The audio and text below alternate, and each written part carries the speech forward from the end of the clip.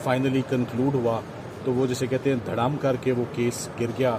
जजेस भी काफ़ी इस बात पर कंसर्न थे कि ये इकोनॉमी का जिक्र कहाँ से आ गया, ना ऑफिशियल सीक्रेट्स एक्ट में इसका जिक्र है। ये पाकिस्तान की इकोनॉमी को बड़ा धचका पहुंचा इस सारे अमल से। फाइनल आर्ग्यूमेंट्स शुरू हो चुके हैं और फाइनल आर्ग्यूमेंट्स में आपने सुना होगा कि जज साहब ने कहा कि हाथी तो निकल चुका है, पीछे उसकी सिर्फ दुम रहती है। तो वो हाथी निकलने का मतलब ये है कि हमने अपना हाथी निकल गया, दुम रह गई। आज की साइफर केस का लुबे लबाब ये है। तो इसका मतलब क्या हुआ, वही मतलब आज हम आपको समझाने की कोशिश करेंगे, क्योंकि आज बड़े ही फिर डिटेल्स में आर्गूमेंट हुए हैं। लेकिन इमरान खान और शाह महमूद कुरैशी के वकील बैरिस्टर सलमान के आर्गूमेंट से एक बार फिर मुकम्मल नहीं हो सके।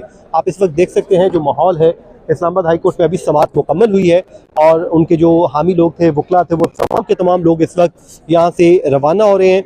लेकिन आज की अदालती कार्रवाई बड़ी अहम थी, उसमें कुछ इंकशाफात भी हुए हैं। एक तो ख़त को लेकर इंकशाफ हुआ, सुप्रीम कोर्ट के 4 जजेस को भी ख़त लिखा गया है और ये जी इनके लोग जा रहे हैं, बस इन्हें तो क्या कह सकते हैं, ये वो लोग होते हैं जो साथ में सिर्फ आहो नहीं आहो वाले होते हैं और इनका कोई मकसद नहीं होता। बेगानी शादी में अब्दुल्ला, तो अलीमा खानम के साथ ये जा रहे थे। अच्छा, वैसे यूसुफ सईद साहब, आज की अदालती कार्रवाई कहाँ से शुरू हुई, क्या हुई, वो थोड़ा सा बताइएगा। देखिए, जो आज की अदालती कार्रवाई का क्रक्स है ना, आज समाअत जो है मुकम्मल हो जाती अगर बीच में वो जजों को ख़त वाला मामला ना आता और वो जो DIG ऑपरेशन और फिर CTD के अफसर को बुलाया गया और वो तो उसकी वजह से थोड़ा सा जो है डिले हुआ, क्योंकि सलमान सफदर ये कह रहे थे कि उनके 15 मिनट के आर्गूमेंट्स ही रह गए। और आज जो रिमार्क्स थे कोर्ट के, वो बहुत अहम रिमार्क्स हैं। वो इस तरफ इशारा दे रहे हैं कि कोर्ट का मूड क्या है, कोर्ट किस तरफ जा रही है।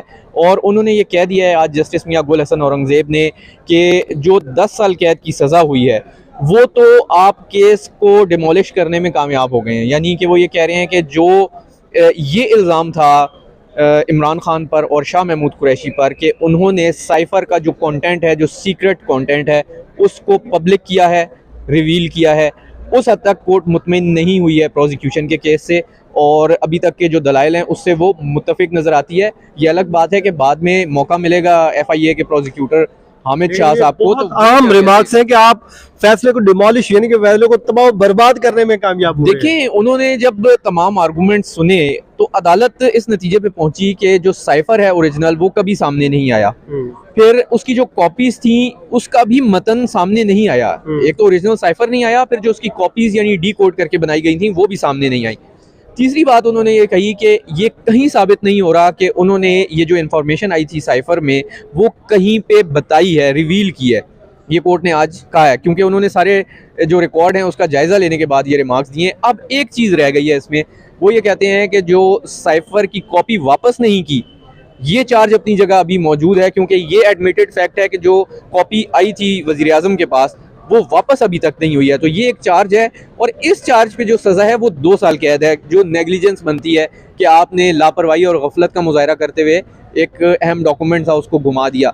तो अब ये जो बात नज़र आ रही है वो 10 साल कैद से नीचे आके 2 साल कैद तक पे नज़र आ रही है फिलहाल हमें। और नेग्लिजेंस पे भी कल उन्होंने आर्गूमेंट्स अभी करने हैं और उसके बाद अगर वो ये साबित कर देते हैं कि नेग्लिजेंस भी इमरान खान की नहीं, क्योंकि बैरिस्टर सलमान सफदर ये कहते हैं कि वो नेग्लिजेंस अगर बनती है तो वो उस शख्स की बनती है जिसने ये कॉपी अपने पास रखी थी। और वो कॉपी रखने वाला कौन था? वो था प्रिंसिपल सेक्रेटरी आजम खान। वो कहते हैं कि आजम खान को उन्होंने अपना एक्यूज से हटा के अपना विटनेस बना दिया है। तो फिर तो मुद्दा ये तो आजम खान की तरफ ले जा रहे हैं। देखिए, वो आज़म खान को वो यही बताना चाह रहे हैं कि वो जो गवाह बनाया गया था उनको, वो तरीक़ेकार दुरुस्त नहीं था, उसको सही तरीके से फॉलो नहीं किया गया। वो बुनियादी तौर पे मुल्ज़िम थे, उनको एक किरदार एट्रीब्यूट किया गया था FIR में, लेकिन प्रोसिक्यूशन ने अपना केस बनाने के लिए उनको वहाँ से निकाल दिया और बाकी जो है 2 लोग उनको उन्होंने इमरान खान और मुद्दा किस पे डाल रहे हैं। अब ये क्या हुआ, क्या है, फिर कहाँ पे नेग्लिजेंस हुई है FIA से? देखिए, ये तो हमने एक वीलॉग किया था जब ये साइफर केस की अपीलें यहाँ पे निकली आई थी, तो हमने उस वक्त भी ये डिस्कस किया था कि जो साइफर है, जो बुनियादी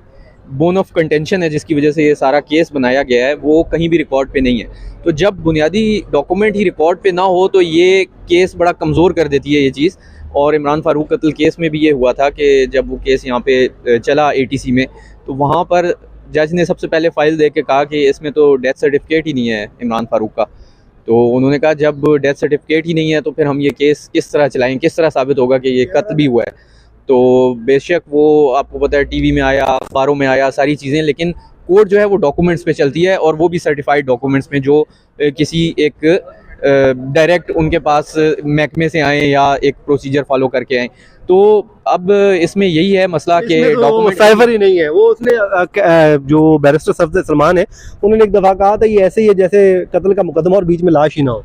लाश ही ना हो। अच्छा, एक और भी बात की उन्होंने कहा इसको साइफर कहना ही नहीं चाहिए आज, और उन्होंने कहा ये बात मुझे बताइए सुप्रीम कोर्ट के जजेस ने कि साइफर तो ये नहीं है, ये तो साइफर की कॉपीज हैं। साइफर तो वो था जो कोडेड फॉर्म में आया था, जब उसको डी कोड किया गया और उसके बाद कॉपीज बनाई गई तो वो साइफर नहीं है, उसको कॉपी ही कहा जाएगा।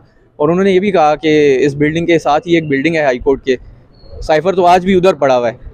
तो अगर एक कॉपी वापस नहीं भी आई थी तो उस पर केस कैसे बन सकता है, क्योंकि जब पर्चा एक के खिलाफ दर्ज हुआ तो उसके बाद 9 कॉपीज जो थी वो भी नहीं आई हुई थी, वो भी बाद में आई।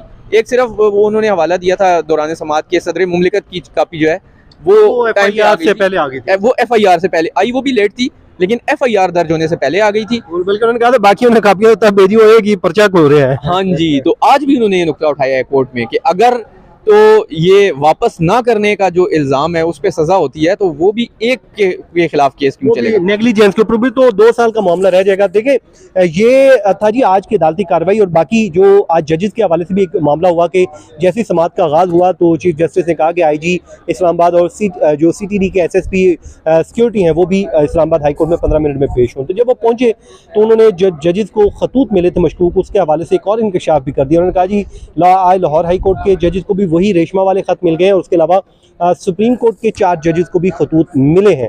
तो जिसके बाद उन्होंने बताया कि अभी इब्तदाई जो हमने इंफॉर्मेशन हासिल की उसके मुताबिक GPO रावलपिंडी से बज़ाहिर ये स्टैंप दिखाई दे रही है और वहाँ के हमने CCTV की कोशिश कर रहे हैं और जो लेटर बॉक्स है वो भी ढूंढने की कोशिश कर रहे हैं कि कहाँ से ये पोस्ट किए गए थे। बाकी जो लेटर्स हैं उनको फोरेंसिक को भिजवा दिया गया लैब को, उनका मुआयना किया जाएगा, जो पाउडर है उसको भी देखा जाएगा और उसके बाद अब ये मामला जो इन्वेस्टिगेशन उन्होंने कहा कि हमने एक कमेटी भी बनाई है जिसको जल्द मंतकी अंजाम तक पहुँचाएंगे और उम्मीद करते हैं कि मुल्ज़मान तक भी पहुँच जाएंगे। दो एस्पेक्ट्स पे हो रही है जो तफ्तीश हो रही है। एक तो एस्पेक्ट ये है कि वो जो लेटर्स आए थे उनको फोरेंसिक के लिए उन्होंने लैब को भिजवा दिया है कि पता चले कि ये पाउडर है क्या। एक तो ये इस पे है तफ्तीश। दूसरी तफ्तीश ये है कि लेटर कहाँ से पोस्ट हुए। और एक तीसरा भी मामला है वैसे, उन्होंने कहा कुछ लेटर्स पे रेशम लिखा है और कुछ पे रेशमा लिखा है। अब ये रेशम है या रेशमा है ये भी उन्होंने तलाश करना है। तो देखें अब पुलिस की तफ्तीश जो है कितनी जल्दी खत्म होती है। वो अदालती कार्रवाई थी जो हमने अंदर ऑब्जर्व की, तो हमने कहा जी आपके साथ फर्स्ट हैंड इंफॉर्मेशन शेयर करें, वरना आप लोगों को सुनी सुनाई बातें मिल रही होती तो उसमें जो अबहम रह जाता है। तो कोशिश ये की है कि अदालत के अंदर का जो माहौल है वो आपके सामने रखा जाए, उसका मुआयना किया जाएगा, जो पाउडर है उसको भी देखा जाएगा और उसके बाद अब ये मामला जो इन्वेस्टिगेशन उन्होंने कहा कि हमने एक कमेटी भी बनाई है जिसको जल्द मंतकी अंजाम तक पहुँचाएंगे और उम्मीद करते हैं कि मुल्ज़मान तक भी पहुँच जाएंगे। दो एस्पेक्ट्स पे हो रही है जो तफ्तीश हो रही है। एक तो एस्पेक्ट ये है कि वो जो लेटर्स आए थे उनको फोरेंसिक के लिए उन्होंने लैब को भिजवा दिया है कि पता चले कि ये पाउडर है क्या। एक तो ये इस पे है तफ्तीश। दूसरी तफ्तीश ये है कि लेटर कहाँ से पोस्ट हुए। और एक तीसरा भी मामला